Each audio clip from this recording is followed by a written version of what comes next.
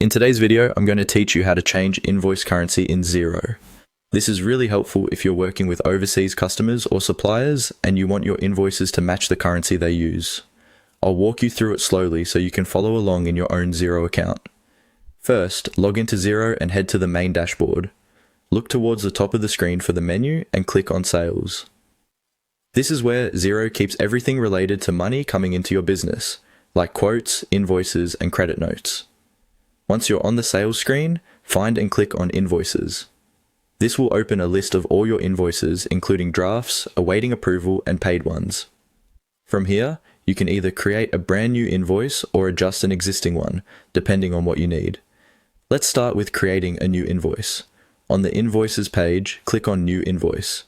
Xero will open a blank invoice form where you can fill in your customer details, dates, and line items. Before you add too much information, it's a good idea to set the currency so everything calculates correctly from the start. On the invoice form, look for the currency field. This is usually near the top area of the invoice along with the contact, date, and due date. Click on the currency field and you'll see a search box or a drop-down list. Begin typing the currency you want to use, like US dollar, euro, or any other currency that's already been enabled in your Xero settings, and then select it when it appears. Xero will now treat this invoice as being in that currency. If instead you want to work with an existing invoice, go back to your invoices list. You can do this by navigating back to the sales section and opening invoices again.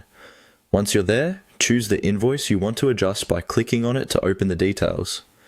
On the right-hand side of the invoice screen, look for the three dots icon, sometimes called the More Options menu, and click on it. From the menu that appears, select Edit. This will put the invoice into edit mode. With the invoice now editable, go to the same currency field you saw on the new invoice form.